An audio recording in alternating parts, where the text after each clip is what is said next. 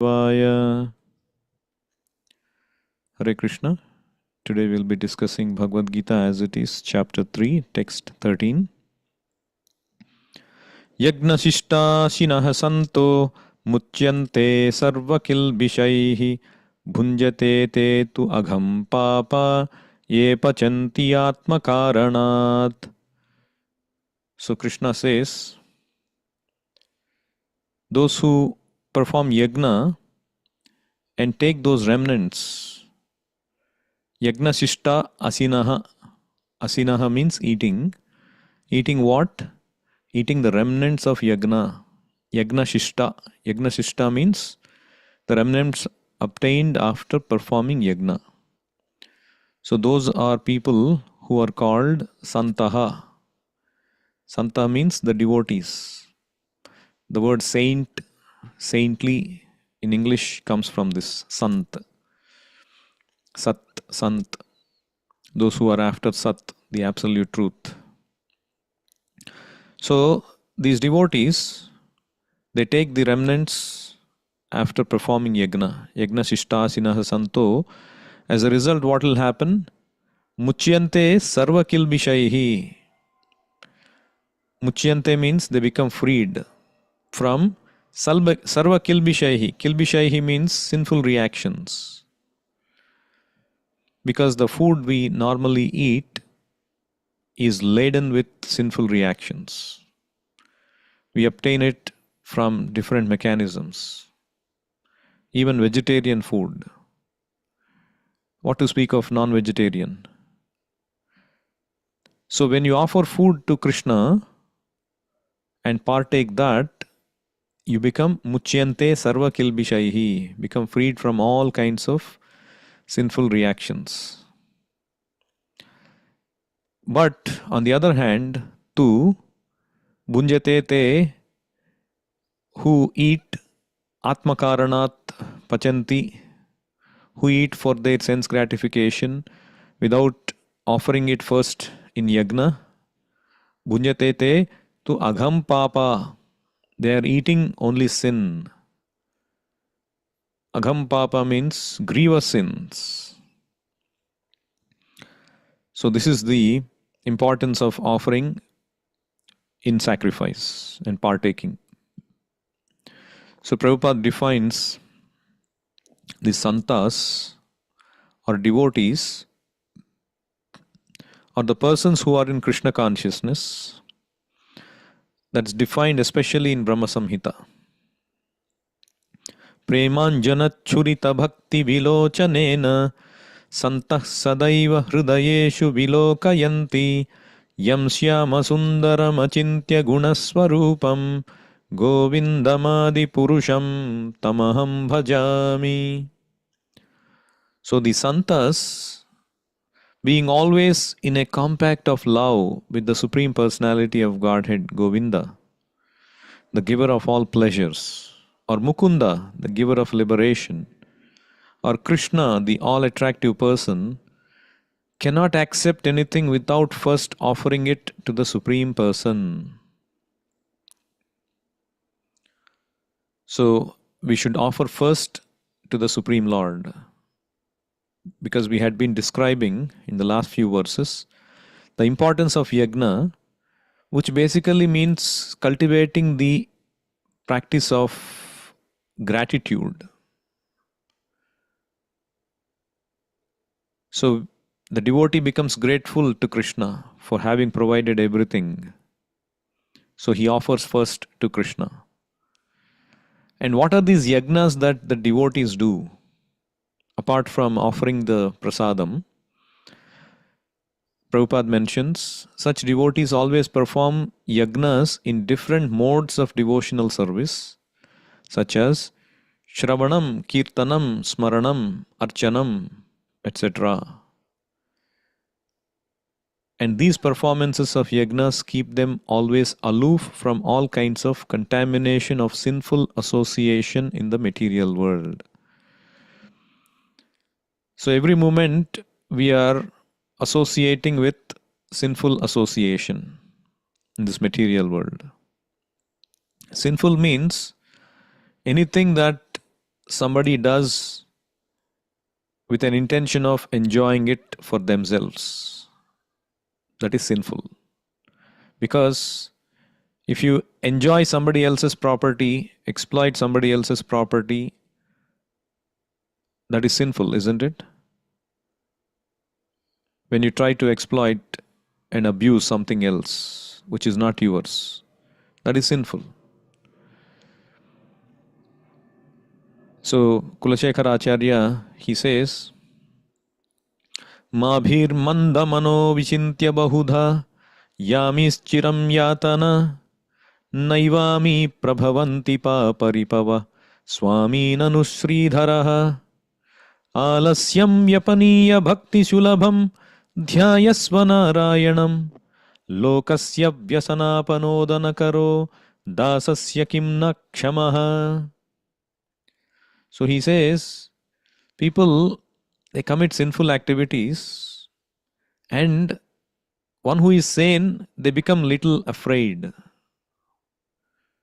Yamis chiram yatana. Yami means Yamaraja's yatana. They become scared because of their sinful actions.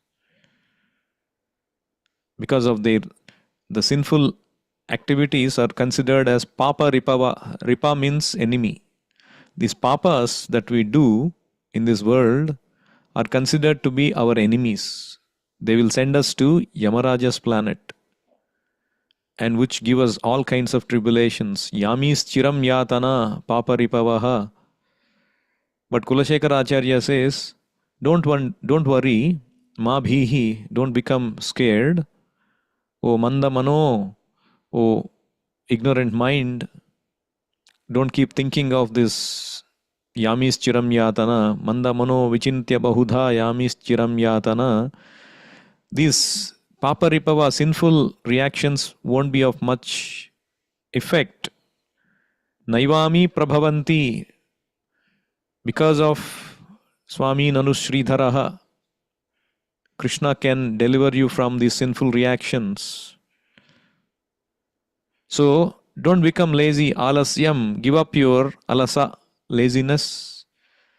Take up devotional service unto the lotus feet of Krishna. Vyapaniya, alasyam vyapaniya, give up this laziness and take up to bhakti sulabham, the easier path of devotional service, which starts with dhyayasva narayanam, which is one of the aspects of devotional service, which is to remember Krishna always. And Krishna is capable of removing all people's troubles. Lokasya vyasanapanodana. And if one becomes a surrendered devotee, Krishna, who can remove all the world's troubles, what can he not do for his devotee? Dasasya kim na kshamaha. So the acharyas, they prescribe this devotional service in these 9 ways, Navavidha Bhakti, to keep ourselves aloof from all kinds of sinful association in the material world. And offering food is one important thing. But others who prepare food for self or sense gratification are not only thieves, but are also eaters of all kinds of sins. How can a person be happy if he is both a thief and sinful? It is not possible. Unfortunately, people cannot understand this. They think, oh, we are sentimental. Why are you offering food to God? It's your hard-earned money. You are taking and imagining yourself, you're offering to somebody who is not being present here. He's not even eating food on the plate. So it is because of their ignorance. The Lord says that He accepts everything offered in love and devotion. Patram pushpam phalam toyam yome bhaktya prayachati asnami prayatatmanaha. I accept that food. But Lord's acceptance is not like our acceptance. He can accept everything and everything remains. Purnasya purnamadaya purnameva vasishyate. In the spiritual world, it's not like you take away some possession and that person becomes weak, or he becomes incapable, or he loses his potency. Ekopyasau rachayitum jagadanda kotim yat shakti rasti. He is one absolute truth, and even though he has been creating innumerable universes, his potency is not reduced. So that is the spiritual mathematics. So the Lord is transcendental, and that prasadam also becomes transcendental. So Prabhupada therefore says, in order for people to become happy in all respects, they must be taught to perform the easy process of Sankirtana Yagna in full Krishna consciousness. Otherwise, there can be no peace or happiness in the world. So this offering of prasadam is very, very important for us to remain peaceful and happy in this world. Actually, by the mercy of Chaitanya Mahaprabhu and the disciplic succession, prasadam has become so abundant, so easier to access Mahaprasadam. But actually, it is not as easy. In Chaitanya Charitamrita, not Chaitanya Charitamrita, in Chaitanya Mangala, there is this pastime described by Lochandas Thakur. One time Narada Muni goes to Vaikuntha and serves Mother Lakshmi, and he tells Mother Lakshmi that, my dear mother, you must promise that you should give me Mahaprasadam of Lord Narayana. And Lakshmi Devi says, oh, the Lord very strictly instructed me not to give his prasada to anyone. And Narada Muni was very adamant. And he reminds her of her boon. Basically, she said, because of your service, I'll grant you any boon. So he reminds her, you gave me boon, how can you not deliver it? So Mother Lakshmi goes and becomes morose in front of Narayana. And Narayana asks, what can I do for you? Why are you so morose? And she describes her condition. And then he says, okay, just for today I will cancel this restriction. So I'll just turn my face away and you take my Mahaprasadam plate. And she deftly removes the plate of remnants of Mahaprasada and immediately gives the Mahaprasada plate to Narada Muni. And Narada Muni, the moment he gets that prasadam, he could not control himself. And he starts to chant and dance with his veena. And he runs from one planet to the other in such ecstasy, dancing and singing. And then he comes to the place of Lord Shiva. And then Lord Shiva sees Narada Muni in an even more ecstatic condition. Usually he is always in ecstasy. But today he appears even more ecstatic. He cannot stop dancing and chanting. And then he asks, why are you like this? And then Narada Muni explains the reason. Because I obtained the Mahaprasada of Lord Narayana. And then Shiva becomes very morose. Oh, you are eating all by yourself without sharing it with me? And Narada Muni feels very sorry that he has eaten Mahaprasada without sharing to anybody, in particular to Lord Shiva. But then Lord Shiva sees that a morsel of prasada had stuck to his little fingers. And then Shiva grabs that and puts it in his mouth. And that little small morsel of Mahaprasada, the moment Shiva accepts that, he starts to become ecstatic. He starts to chant and dance, and he's manifesting his Tandava Nritya, indicating the time of annihilation. And then Mother Parvati arrives on the scene. What is happening? And then Lord Shiva comes to his external senses and she asks, why are you doing this? And then he explains how he obtained the Mahaprasada of Lord Narayana, and explains how Narada Muni came and all of that. And then she asks, where is my portion? And Shiva has no answer. Somehow he managed to get last portion of the remnants from Narada Muni. So Parvati Devi becomes very angry that she did not get Mahaprasada. And then she starts to show anger. And with her anger, all these planetary systems, they start to get burnt. And nobody could pacify her.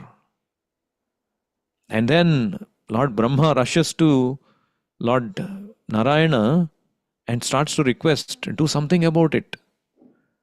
And then Narayana himself comes to pacify Mother Parvati. And then she tells him, this is not fair. Everybody is getting mercy except me. And the Lord says, don't worry, I'll give you Mahaprasadam. And then she says, I will not be satisfied if you give me only Mahaprasadam. I want, like, all these children, all the living entities are considered to be also the children of Durga Devi and Lord Shiva. Through them, these living entities manifest in this material world. So she says, I don't want to see any of my children suffer like I am suffering. And everybody should get Mahaprasadam profusely. Including the dogs may honor your Mahaprasadam. And then Lord Narayana smiles and tells, yes, I'll grant your request. I'm going to appear in Nilachala as Lord Jagannath. And at that time, my prasadam, Mahaprasadam, will be distributed to everyone profusely without any discrimination. And all that prasadam will first be sent to you. So if you see Jagannath temple, after offering the prasadam, the first prasadam is given to Durga Devi. And then everybody else is distributed. And Mahaprasadam of Jagannath is so wonderful that even the dogs are given Mahaprasada. And even if it is touching the floor, people take it and honor it because it is the Mahaprasada of Lord Narayana. So that's how the Mahaprasada becomes so profusely available. And coming in disciplic succession of Chaitanya Mahaprabhu, who distributed his mercies so profusely, our line of disciplic succession, the important means of Krishna consciousness is honoring the Mahaprasadam. The process has become made so simplified.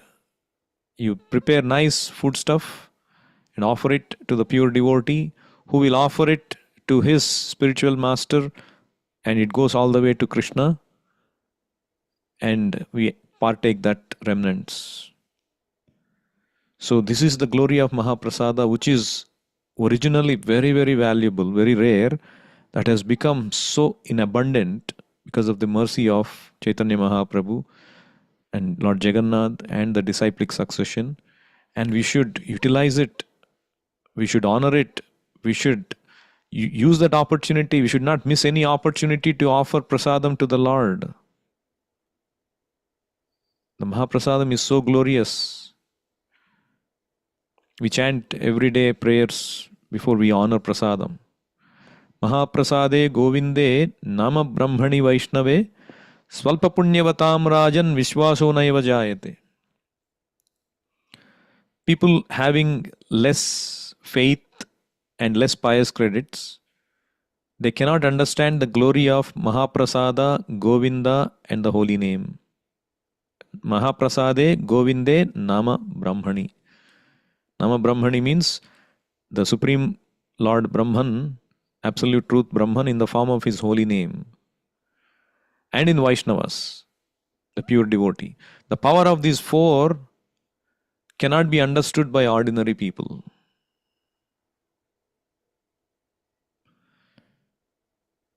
In Srimad Bhagavatam, Uddhava says how to conquer Maya very easily. Because people, great tapasvis, great yogis, munis, They are struggling to conquer Maya by performing so many rituals, so many vratas, so much of austerities, going to Himalayas, practicing Mauna Vrata, so many things they do. But Uddhava says one can conquer Maya very easily like this. What is that? त्वयोपभुक्त श्रग्गन्ध वासोऽलङ्कार चर्चिताः उच्छिष्टभोजिनो दासास्तव मायां जयेमहि. So he says, my Lord, Tvaya upabhukta, your remnants of Shrak, Gandha, Vasaha, Alankara Charchitaha, Uchishta Bhojino Dasaha. These things. What are these? Whatever the Lord has used and left as remnant. Shrak means the garlands. Gandha means the fragrant oils we offer to the Lord. Vasa means the clothes we offer to the Lord. And any decorative ornaments we offer to the Lord. Alankara Charchitaha. And the remnants of food we offer to the Lord. Uchishta Bhojinaha. And if one takes these remnants which are offered to the Lord, Tava Mayam Jayemahi, they can easily conquer your Maya. Conquering Maya, which is very difficult, becomes very easy for one who accepts the remnants of the Lord. This is the scriptural prescription coming from Srimad Bhagavatam. So one should be very eager to accept. Prabhupada in one lecture, he says, quoting this verse that we are discussing today, Kilbisha means sinful reactions. So he used that word tit for tat. In English there is this saying, tit for tat. Good reaction or bad reaction. Anything you do in this world, it will have either good reaction or bad reaction. Tit for tat. But one who eats after offering to the Supreme Lord, he is not under the regulation of reaction. No reaction. So this Sanskrit word he explained, mamsa. Mamsa means mam saha. Mam means me, saha means he. He means the animal. So today I'm eating some animal. So in my next life, this animal will eat me. So yesterday we were discussing in one meeting, some discussion came about our kitchen upgrades, the temple and all that. So I heard that for 7 billion population we have in this world, every year, you know how many billions of chickens are killed for the tongue, for eating? 70 billion chickens are killed every year.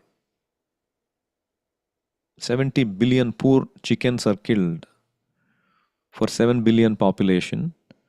Of course, not all of them eat chicken.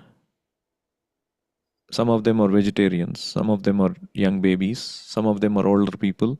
That means everybody in US itself, every single person on an average, they eat 24 chickens every year. But if you discount all vegetarians and everybody, maybe it will touch 30.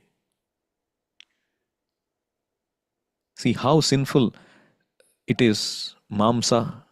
That means these people, they have to next birth, they have to take whatever they eat, they have to become like that. And most probably all these chickens getting killed were these humans who perpetrated this violence on them. Unfortunately, they cannot understand. Nunam pramattaha kurute vikarma yad indriya pritaye aprunoti. Just for satisfaction of their tongue, they are not able to stop. At least if we tell them, if we have this Krishna consciousness, knowledge spread, at least they'll be able to come to the senses if they are fortunate. So it is our duty to spread and save people from this suffering of material existence. So instead of that, it's all about practicing. Prabhupada says we can make so many wonderful items from cow by taking the milk of the cow in a sattvic way. The tamasic way is taking the flesh of the cow. The sattvic way is taking the milk. Milk is nothing but the cow's energy, cow's blood eventually transforms into milk. And it's a miracle food. You can make so many wonderful items. And when you offer it to the Lord and one tastes it, one tastes that excellent ecstasy. We called somebody to the temple, kind of a celebrity, and we offered the nice prasadam in the afternoon, and they ate very nicely everything. And when we told it doesn't have any onion or garlic, and they were surprised, how can you make it so deliciously? And all nice sattvic food. So it's all about dovetailing ourselves. Our mind can try to cheat us, but we should tell our mind, prasadam is so tasty. We don't need anything else. When you offer it to the Lord's nectarian, the remnants of the Lord's nectarian food makes the food prasadam so wonderfully delicious. So if the prasadam can deliver us from this material existence, why do we want to go to anywhere else? So please make it a practice. Every day you should offer prasadam and should even continue further and take a resolve that you should eat only prasadam. Otherwise you are eating only sin. Bhunjate te tu agham papa e pachanti atma karanat. This is Bhagavad Gita's directive. One should take it seriously. We'll stop here. Anyone has any questions or comments? Feel free to unmute yourself.